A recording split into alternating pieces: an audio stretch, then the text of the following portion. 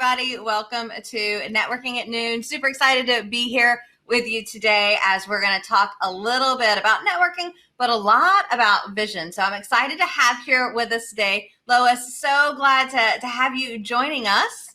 Thank you so much for having me. I'm so glad that we get to reunite, at least virtually for now. Yeah, I know. It was interesting. It's been a long time since we chatted, though we've never actually been in the same city. So it's not a COVID thing per se, just a life thing. So welcome, y'all. I want to introduce you to Lois. She's an international vision coach, facilitator, speaker, and founder of True North Visionaries. She helps leaders struggling with priorities reclaim their time and energy while increasing their income. Super excited to have you. So tell us a little bit about what it is that you do and how you work with people and what you're able to create for them.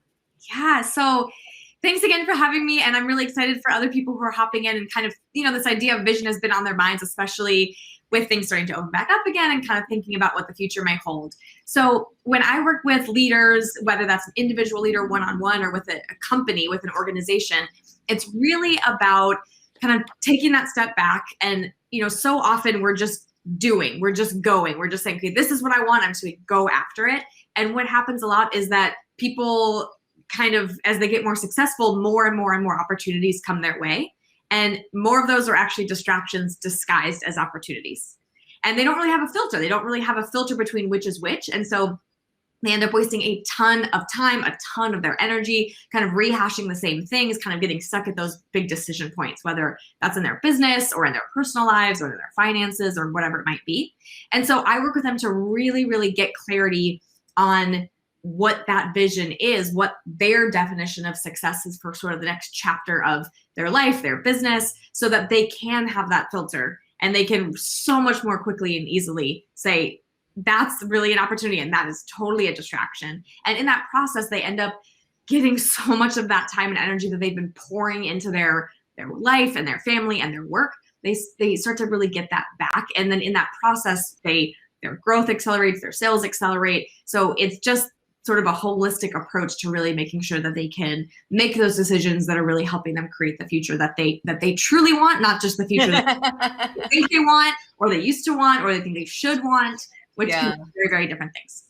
Gotcha. So can you give us a success story, like an example of a client without sharing something that you shouldn't, but a success story of what you've been able to create for one of your clients? Yeah, so one just immediately came to mind. It's an organization I work with, and I work with the organization, but I also work with the CEO sort of one-on-one as well, individually. And so I worked with them pre-COVID on the vision for their organization. It was a 3-year vision, and I worked with the CEO individually on his 5-year vision. And that was all pre-COVID. Now you'd think that things must have changed. We must have, during COVID, we probably went back to the drawing board and we changed things in the vision and we edited and we slashed things and we added things. And that's not what happened at all. One of the most powerful things about a vision is that it's not a moving target. And so the vision really became the anchor for this CEO and for this organization throughout the pandemic. And when we bring the employees, the team members back together, it's one of the things that they consistently say is that because they had that anchor, they all had that vision that was not a moving target, was sort of the one variable that wasn't changing when everything else was, it allowed everyone to stay really aligned. And so the idea was that, of course, their path had to change, the vehicle they were in kind of had to change, but the destination that they were all headed to remained the same. And that was so because again, when it feels like there's all these unknowns and all this uncertainty, to be able to kind of have that anchor and be able to keep everyone rallied around it. And again, really creating action that's really aligned action instead of kind of fragmented action makes a tremendous difference. And while, yes, this sort of makes sense, it's a little bit more pertinent during COVID, obviously there's always uncertainty in our life. There's always things changing in our businesses. So while this was really kind of in stark contrast during this time, since I started working with leaders and organizations, they've experienced huge shifts that they were never expecting when we really clarified their vision. And again, the vision itself didn't change. The path that they were going to take changed, but they still got where they ultimately wanted to go. And that's an incredibly powerful thing to have, is sort of that internal compass. Yeah. I think too many entrepreneurs are like, hey, I've got a business and I'm paying the bills. That's good, right? Totally. And really, we're kind of missing an opportunity. So, like, what is vision in like the business terms? And I know it's certainly not limited to the business world, but what is a vision within a business? Yeah. And I'm glad you asked, because there are so many different definitions of vision out there. I think a lot of times one of the things that holds people back from clarifying their vision is they just don't even like know what vision actually, like you said, actually means. So when I think about vision, I really mean a definition of success at a specific point in the future. And so there's the two key pieces of that. The first is that definition of success. So when I say a definition of success, I mean your definition. If I'm talking to you, you're the leader, it's your business, it's your definition of success, not anyone else's. It's not your competitor's definition of success. It's not society's, definition of success. It's not your past self's definition of success. It actually might be really different than if you have a business partner or an executive team or whatever that looks like. You might think that you guys all have a really similar definition of success, but if you go through that process to really gain that clarity, you might kind of bring things to the surface and realize that everyone doesn't have the same definition of success. So really defining what that looks like is crucial. And then the other piece is that specific point in the future. And so a lot of times if you go onto a company's website, you'll see their mission listed and their vision listed. And they're both kind of, inspirational, but oftentimes they're just kind of nebulous. And so when I see that, I don't see a mission and a vision. I see two sort of missions, because a vision, again, is that specific point in the future. And when I say specific point, I mean, I'm talking like a specific day of a specific month of a specific year specific. So for instance, my current 5-year vision is for June 1st, 2022. And so when I work with an organization, sometimes we don't get down to the day, but we always get down to at least the month, and certain organizations definitely to the day, and definitely with individual leaders, it's with the day. But we're getting down to, is it a 3-year vision? Is it a 5-year vision? Is it a 90-day vision? But when we have that understanding of what that sort of time frame is, that time horizon, then we really are able to dive into that process so much more fully. Because I think when you're taking a step back as a leader, and either it's your vision for your whole life, personal and professional, or it's more of that organizational level vision, and it just feels like, where is this whole thing headed? That can feel really overwhelming. And the visioning process kind of releases that pressure gauge, because we're not asking, where is this whole thing going forever? We're just saying, what does this next chapter hold? What is this next 3 years? What does success look like for the next 3 years? Or where do we really want to get in the next 5 years? And so that kind of helps us say, okay, so once I get to the end of that 3 years or 5 years, then I'm going to recalibrate and I'll create the vision for the next chapter. And so one of the things that it also really helps with, like I said, working with leaders struggling with priorities, is that sometimes a leader realizes when we're not trying to figure out the vision for their whole life forever and always, they're able to say, okay, you know what, for this next chapter, whatever length that is for them, these are really the priorities. And after this, those may shift again, and that's totally okay. But for right now, these are actually the priorities that I really want to focus on. Here are the ones that are maybe more long-term, that it's probably going to take a full 3 years to, live those into existence. And here's maybe the shorter term ones that are going to come to fruition more quickly. But overall, really getting that understanding of what success means to them in that next chapter is really powerful. And not just for the leader, but for everyone on the team, and helps everyone get that sense, that kind of decision-making filter as they move forward. Excellent. I love the idea of like, let's have this vision. So if, let's say I'm brand new to this whole visioning thing and I have no idea, how do I create a vision for my business? Now, I know this is probably like, let's talk for, I think I did a workshop with you. It was a full day program. We went from, 8 to 5. So I'm asking you for like the Twitter version. Right. So I like to say, we're used to Cliff Notes, but I say what's the Twitter version? So, we've got the full day. We've got the Cliff Notes version. So what's the Twitter version of, how to create a vision for your business? Yes.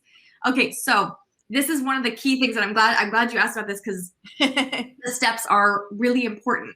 And one of the things is, most people, when I ask people, what do you think of when I say the word vision, they say future. So most people think, oh, the first step is going to be starting with my future. And actually it's the complete opposite. So for the Twitter version, The visioning process is all about really starting with your past, not your future. So it's really understanding and connecting the dots and really seeing the patterns in your past. So what has led you to where you are? And I'm not necessarily saying you're like sitting on the couch talking about, oh, well, this all started when I was a child. Eras of your business, right? How did you get to where you are today? Really taking stock of where you are now, being really honest with yourself about where you are right now. And only then are you kind of ready to think about where you want to head in the future. And only then are you ready to work backwards from that vision and create the roadmap to actually get there. Gotcha. All right. So the past helped. Well, and I guess that makes sense that the past does influence where we're heading in the future. Yeah. And part of it is, those parts of our past that we want to kind of take with us, and the parts of our past we may be able to kind of, leave behind. But it's also, it helps us peel back the layers. I think so often when people just kind of jump right into what do I want my future to look like, they end up thinking about a future that they think they should have, or the future that has kind of always been, they've always had these vague aspirations or these kind of high level goals floating around in their mind. And they end up putting that and thinking that that's their vision. But if they start with their past in mind, they might realize, you know what, we've always tried so hard to break into this market, and it just never feels right. And for some reason, I've decided that that's what we're supposed to do or should be doing because that's what our competitors are doing or whatever. But maybe my definition of success isn't that. Maybe actually thinking about, how I got to where I am and where I am now, maybe it's really a different definition of success. And so that can really shift things. And again, it's if you ask different questions, you get different answers. So if you just start with where are we headed, you're going to get a very different sort of more reactive set of answers than if you really kind of go through that process of peeling back the layers, take it from that more proactive standpoint. So what got you into being a vision coach? That's why I'm like, let me see. Is that how I think of you as my vision coach, and I'm like, yeah. Oh, she's my vision coach. Cause I love coaches, lots of coaches. Right. But what got you into this? So, and it's funny too about the name, because I am always like, what do I even call this? But I just went with what people said. So exactly. People call me their vision coach. So that's what I am. So the way that I got into this is, I am from Ann Arbor, Michigan. So anyone watching watching now or watching the replay, if you're a Michigander, big shout out to the Midwest. But I got the opportunity to work with this amazing organization called Zingerman's, and it started off as this little deli, and now it's grown this multi-million-dollar organization. And really, at the root of all of their growth is vision. That they start everything with vision. If they're launching a new product or going into the, a busy holiday season, their first question isn't, okay, well, what do we do and how do we market? It's always, before we can answer any of those questions, what's the vision? And so that I really immersed myself in that philosophy and understood kind of the power of it from an organizational standpoint. But then when I was 25, I was really struggling with my priorities. I was really struggling with which way I wanted to go. I had so many options, so many different ways that I could sort of direct my next steps, that it was exciting, but it was also totally overwhelming. And so instead of just kind of feeling stuck at that crossroads, I just locked myself in a room for the weekend and asked, myself those really hard questions of what do I want my life to look like in 5 years? Because I kind of felt like, if I don't really clarify for that for myself, my life is going to happen to me and it'll be great, but I don't want it just to happen to me. I want to make it happen. So I just peeled back the layers and wrote and wrote and wrote. And at the end I had, really clarified this definition of success for every facet of my life, personal, professional, financial, spiritual, relational, for 5 years from that day. And that was amazing. But I also realized that it was really hard to do alone. And I just knew that I just never wanted anyone to have to go through that process alone. And so that was really the kernel of what I'm doing now. And sharing that vision with my bosses back at Zingerman's allowed me to end up having an incredible and go abroad. And visioning was really the common thread when I was living and working abroad. And then I got back to the US. I decided my first client was in Spain. And then I decided to really get things moving when I came back to the US. Well, we're glad to have you back in the US, though. We're in times now where I guess you can have clients easily all over the world. I know you would travel around and see people. But how has this impacted your business? Are you finding that you're able to help people through Zoom or electronics as much as you do in person, or how are you feeling about everything? So the cool thing is even before COVID, I was working with visionaries through Zoom. So, I would meet somebody, I would travel to a different country, I would meet them, and then they would be like, I really want to do this process. And so we would hop on Zoom and we would go through the whole process. So so I'm very used to that. I'm very used to being on Zoom for hours and having our snack breaks and, having a good brew when we get to that point in the process when that's necessary. So it felt really natural. Anyhow, now, as you know, I absolutely love to be with people in person. So that's part of what energizes me. But what's been really neat is I worked with organizations over this past year, and we've had, 20 people in a Zoom room all working together on the organizational vision, and it's been phenomenal. So sometimes it's like, oh my gosh, are you kidding? How is that even possible? How could you get people engaged or having these really, kind of challenging conversations, not in a negative way, but just like these are important questions coming up for the business. Yeah. When you really unlock these questions and you really create the space for everyone to be involved in that conversation, people are in it. They are in it, whatever platform you're on. So, some people may say, oh, like my Zoom time limit is 30 minutes, but I'm in these sessions for several hours with folks, and they're, the end of it, the thing I hear most is like, I can't believe it's already over. Because, they're working on what's really most important for their business and for themselves. Yeah. It's interesting. Zoom's gotten kind of a bad name with meetings and trainings and all that. And I'm like, yeah, because people really, like, there's some people out there, I've had conversations with speakers and they're like, oh, I do everything exactly the same in Zoom as I did in person. And I'm like, no, like you got to change it up. It's a different medium completely. So totally. Yeah, exactly. You have to, and you really have to, it gives you some more insight too, because you can see everyone's tiles, and it's not like someone's sitting in the back of the room. You really can see where everyone's at and kind of who is on the verge of wanting to share something or whatever. And I think it gives you as that facilitator, the ability to be that much more cognizant of what's going on in the room too. Yeah, definitely. So we talked a lot about work, but we know that all work and no play, not a good thing. So I always like to talk about, what do you like to do for fun? And not that work's not fun. I get it. But when you're not working, what do you like to do? So part of my vision is definitely the fun.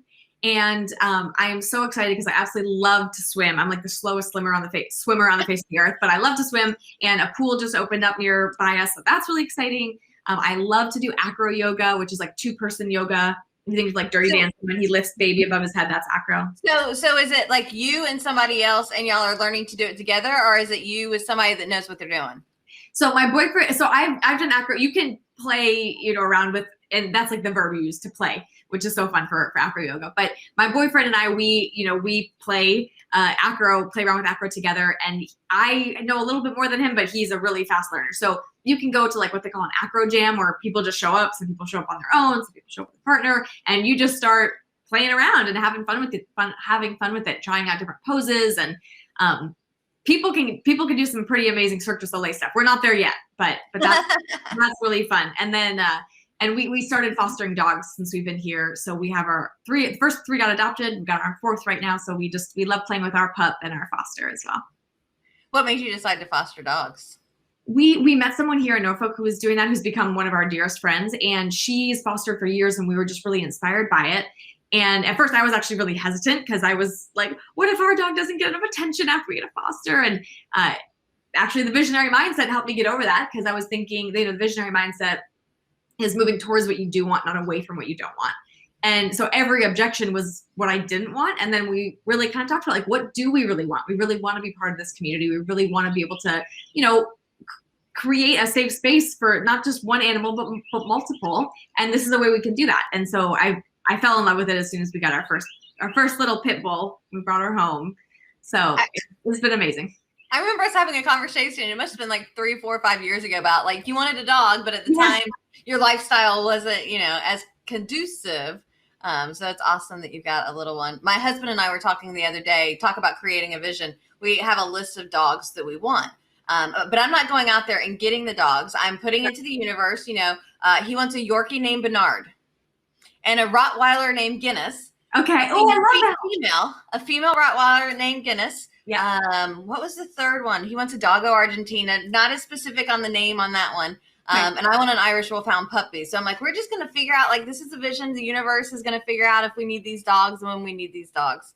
I love it. The Guinness, that's a perfect name. That's awesome. I love it. And I'm like a Yorkie puppy named Bernard. All right. Totally. That happens. But so I'm just like, I'll share with the universe. You know, if it comes, you know, it's meant to be. I don't know that that's quite visioning or more of a, hey, universe, here's my wish list. Hey, you know, that all works too, right? It's put it out there. And the vision is like, you know, what does success look like for us? What would be the evidence we've gotten to where we wanted to go with having those little furry friends in our lives? Yeah. So funny.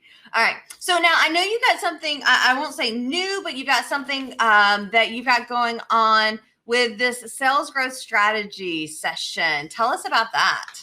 Yeah. So this is something that I've had in the works for so long. It is literally, there's a whole section in my vision about launching this.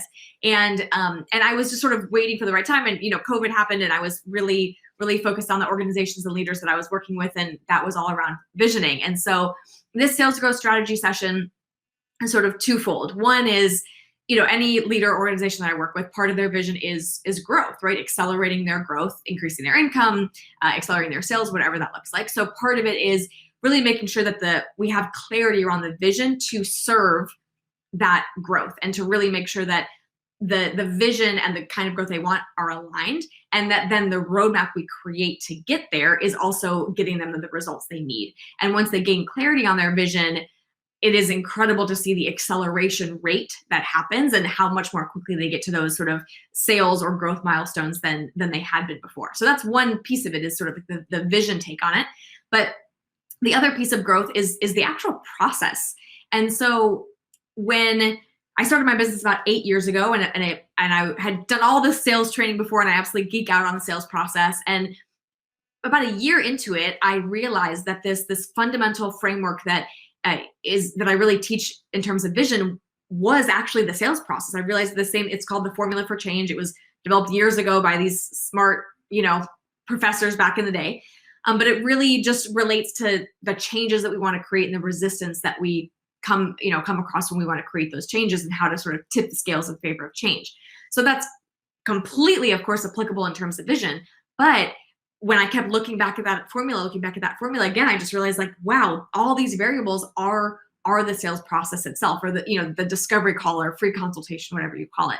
So I've been using that as my own discovery call process for 7 years now. And it's what's helped me, you know, create a 6-figure business being a one-woman show without, you know, a bunch of ads or a big list or anything like that.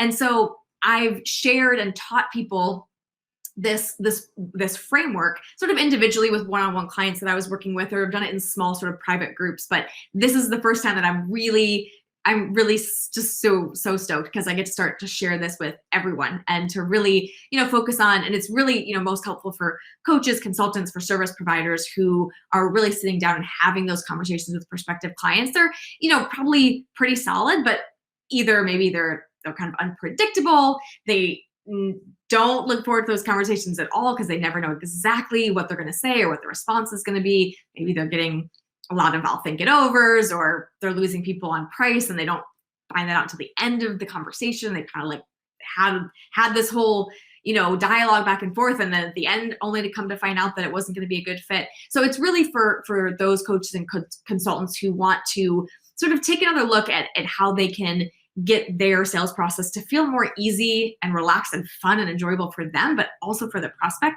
and ultimately kind of bring on clients that close themselves. So that's what it's all about. That's that sales growth strategy session. It's totally complimentary. I'm working with people on it one-on-one before I sort of turn it into like a workshop masterclass kind of thing. So for now, it's a totally free session. Just really help to identify, you know, struggles that you're having with your discovery call or free consultation, and then sharing the framework and seeing what parts of that framework you might be able to apply in a way that could be helpful for you moving forward. So let's say the people out there that are watching that are interested, how do they, you know, get in touch with you for this complimentary sales growth strategy session? So the best way right now is for sure, I think we have my website up here. Pardon me. So that's a great way to get in touch. The other way is on Facebook. I have a private free Facebook group called the Visionary Decision Maker. And actually just yesterday I went live and delved, is that past tense of delve? Works for me. Right. Delved into this whole topic in much, much more depth. And there's a link with more information in there. So definitely, reach out. And if you're somebody who loves a good Facebook group and wants to get some more insight and strategy around, being that visionary decision maker, hop in there, check out the live, and you'll find the link right there to claim your session. Give us that Facebook group again. Oh, yeah. It's called The Visionary Decision Maker. There you go. Awesome. So 2 final questions for you as we begin to wrap up this episode of Networking at Noon. First, what's one tip, one suggestion, one thing that you would recommend to people out there and, creating their success? So in terms of networking or just in general? In general is fine. Okay. So what I truly see again and again and again is those people who really give themselves the chance to take that step back and really gain that clarity on separating from what they think they should want or what they wanted in the past or what they think everyone else wants them to want, and really, really peel back the layers on what they truly, truly, truly want to create in this next chapter of their life. And I got goosebumps just saying it. Just because that process alone is so transformative for people. Now, when they have the vision in place, they have that clarity. It's something they have a document they can go back to and read again and again. That's a whole other level of transformation. But just the process itself of giving yourself I know it's kind of people say giving yourself permission can sound like it's like a buzz phrase, but it's so true, right? Giving yourself that opportunity to really take a look back at those things that are worth taking a look at, instead of just kind of, continuing on with what I think I've always wanted, kind of those surface level aspirations and goals, and really giving yourself the time and space to gain that clarity. Yeah, I was just saying, I'm like, I should have grabbed my vision because I keep it in my bedroom, but then I'm like, I have it. I'm such a nerd. I've got it laminated. Oh, amazing. I don't have to worry about if I mess it up. But this is my vision that Lois helped me put together a couple of years ago. And it's interesting as I read through it. Sometimes it's like, yep, check, done. And sometimes it's like, yeah, I don't know that we're going to go that direction. Yeah. But that's the goal. I mean, to me, sometimes I think people are so scared of, vision, what if stuff changes? It's going to change. We want it to change. We're excited for the change. We welcome it. Yeah. It's not the end of the world. I mean, to me, none of us can predict the future. If we could, we would be really rich, Right. But I think if we can say, is this, what is my vision? What do I want life to look like in 3 years or in 5 years? And then it gives us the opportunity to really live each and every day. I think about a mission statement within the business as like the measuring stick of, do I do this or do I not do this? But I love your kind of take here on the vision also being able to be the filter that people are using of, does this take me in the right direction or not? Absolutely. And really quick, I'm so glad you brought up that idea of, everything's changing, and, those parts of your vision where you're like, I don't know anymore. The thing that I think can be so powerful about visioning as well is what I think of as, I call it extreme specificity and intentional vagueness. So there's certain things in your vision that you're going to be super specific. Like, we know that puppy is going to be named Bernard, right? We just know. But there's all going to be other things that you want to leave intentionally vague, right? You don't want to nail it down because you want your vision, and your vision should evolve along with you. It should always open you up, never kind of box you in. So it's always that sort of expansive approach, rather than like, oh gosh, if I write this vision, it's going to put me in a box and then it's not going to make sense if things change. It's really meant to help be, again, that compass to navigate through the changes that we know are going to come. Yeah, it's interesting. I remember when I was writing it, because my husband and I disagree on what kind of forever home that we want. Other than we'll probably get more than one, because like I want like teeny tiny, small, quaint. He wants like massive, but what we can agree on is we want water. So I don't know if that's a lake or a pond or, a really cool in-ground pool or the ocean. So like when I was creating the vision, it's just like, I wake up and I can hear the water outside my window. No idea what kind of house it is. Yes. No idea where the water is. But it was like, yeah, that's kind of, it's like vague, but it's creating the vision. So I think sometimes people get scared of it. It has to be super specific. You are natural born visionary. I love, and that's exactly the way to do it, right? To kind of, to really just mention, again, you're talking to the evidence that you've gotten to where you want to go. You're hearing that water, and what that is going to look like could happen in a million different ways. And that's the exciting part. Yeah. Yeah. Oh, now I'm just thinking it could even be on a boat. That wasn't part of it before, but now, I'm getting excited. All right. So last question that I have for you is, what's your favorite brew? So if there's anybody here who lives in Virginia who's watching, please reach out to me because we've tried a couple breweries and I have to say we haven't found a favorite one yet. So right now, even though we just left San Diego, my favorite brew is a good old Stone IPA because we haven't been able to find a good IPA here yet. Interesting. Yeah, I don't know a lot about Virginia beers, and it's, let's be honest, Stone is kind of hard competition too. Yeah, this is true. Very Stone, that place is gorgeous. I would think because San Diego has some really killer breweries. I bet it's kind of a shock in Virginia. It's not quite the same beer scene. It 100%. We taste it and we're like, is this water? Is this water? Because yeah, in San Diego, it kind of slaps you across the face, and I kind of like that. So kind of like that in a beer. So, but yeah, I would say for right now in a chilled glass, that's where I'm at. Sounds awesome. Yeah. So, people, her website is here on the screen. See her on Facebook. You can also find her on social media. If you are looking to take your life to the next level, and it could be, we talked mainly today about business because this is Networking at Noon, sponsored by Asentiv, so very business focused. But I mean, as I was sharing just a minute ago, my vision includes like the house and the dogs, and so it's not just about business; it's about the entire life. So I recommend reaching out to my vision coach, Lois, to help you out to create your vision as well. Thanks, everybody, and I look forward to seeing you next week, same time, same channel for Networking at Noon. Thank you so much for having me, Tiffanie. It was wonderful to see you, and I'm so excited and so proud of you as you continue to live your vision into existence.